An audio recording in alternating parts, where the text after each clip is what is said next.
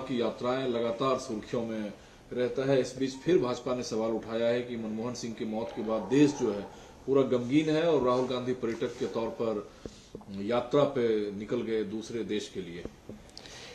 देखिए, भाजपा वालों का खाना हजम नहीं होता है जब तक वो नेहरू गांधी फैमिली को गाली ना दे लें सुबह शाम तक। अब राहुल गांधी जी देश के विपक्ष के नेता हैं, वो इस देश और दुनिया के गंभीर इंटेलेक्चुअल हैं और उनकी बातों को देश और दुनिया में गंभीरता से सुना जाता है।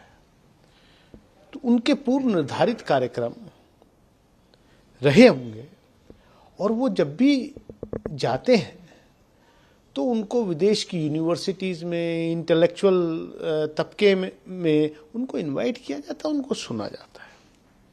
जहाँ तक नए साल के गम और जश्न की बात अगर करें तो नो डाउट पूरी दुनिया को जो गाजा में हुआ है नया साल नहीं मनाना चाहिए। पूरे भारत को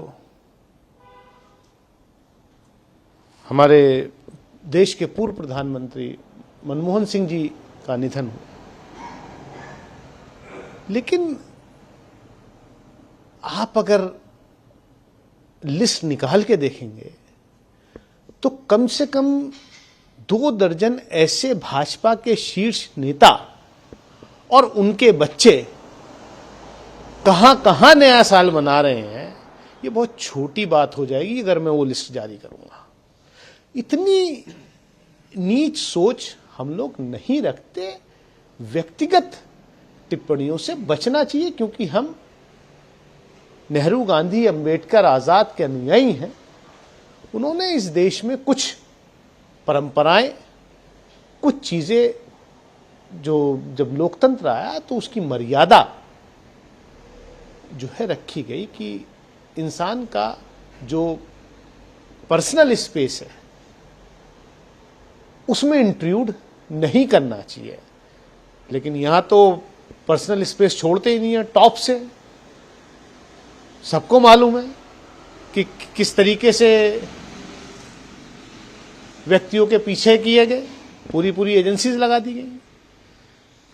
दूसरा सवाल सर यह है कि दिल्ली की सीएम अस्थायी मुख्यमंत्री कहे जाने पर वो आहत हुए हैं और ये मुख्यमंत्री पद का अपमान है। देखिए, कोई मुख्यमंत्री अस्थायी नहीं होता। मुख्यमंत्री मुख्यमंत्री होता है जब संसदीय दल ने किसी व्यक्ति को नेता चुन लिया और उसकी शपथ हो गई तो वो मुख्यमंत्री है, वो प्रधानमंत्री है। ये आपका पार्टी का इंटरनल मैटर हो सकता है कि आप का संसदीय दल कितने वक्त तक किसको मुख्यमंत्री और प्रधानमंत्री रखना चाहता है, किसको मार्गदर्शक मंडल में भेजना चाहता है। तो ये उन लोगों की बात हो सकती है। लेकिन जहां तक मैंने देश का संविधान पढ़ा है और जो मैंने राजनीति की है या जो परंपराएं देखी हैं एक स्वस्थ लोकतंत्र में, वो यही है कि chief minister is chief minister, prime minister is prime minister, there is no temporary on that. Okay sir, अब कांग्रेस की तरफ से के जो योगदान है कंट्री को उसे याद करते हुए कहा है कि मनमोहन सिंह को भारत रत्न दिया जाना चाहिए। देखिए, मैं कहता हूं कि मनमोहन सिंह जी का कद इस देश के राजनीतिक इतिहास में भारत रत्न से भी कहीं बड़ा है। अब मैं ये नहीं इसलिए नहीं कह रहा कि क्योंकि भारत रत्न पिछले कुछ वर्षों में खिलाड़ियों से लेकर के और कलाकारों तक बहुत लोगों को मिल गए, तो मनमोहन सिंह जी का कद जो है भारत रत्न से भी विशाल है। एक सवाल सर और है, चूंकि आपके खेमे से, आप लोगों के खेमे से बार बार यह कहा जाता है कि जो सरकार की शक्ल सूरत है वो कमोवेश सेकुलर धर्मनिरपेक्ष दिखना चाहिए। लेकिन अरविंद केजरीवाल जी ने घोषणा किया है कि मंदिर के पुजारियों को और गुरुद्वारे के ग्रंथियों को 18,000 रुपये मानदेय दिया जाएगा। कल वो बजरंगबली मंदिर कनॉट प्लेस जाएंगे, वहां से फॉर्म भरवाना शुरू करेंगे। लेकिन इस बीच 17 महीने से, जो बहुत पहले ऐलान किया गया था कि मौलानाओं को दिया जाएगा मानदेय, 17 महीने से नहीं मिले हैं। आज वो लोग उनके घर का घेराव करने पहुंचे थे। देखिए, ये चुनावी वर्ष है और चुनाव में इस तरीके की स्कीम्स, बहुत सारी वादे इरादे राजनीतिक दल करते हैं, तो ये भी उसी का एक पार्ट है। प्रदेश की आर्थिक व्यवस्था को देख करके और जो ऑलरेडी स्कीम है, क्या दिल्ली में आप वो इम्प्लीमेंट कर पाए, या तो आपकी इच्छा शक्ति में कहीं कमी रही, या जो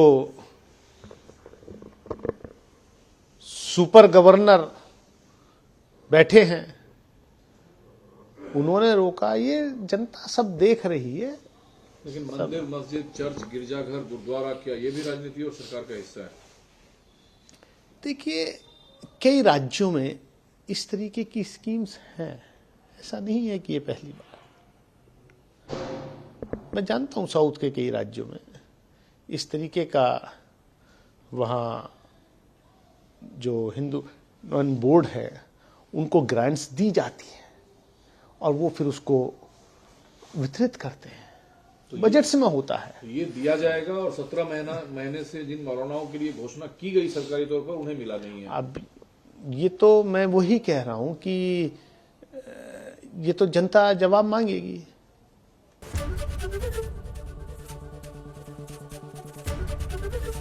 एबीपी गंगा, खबर आपकी, जुबान आपकी।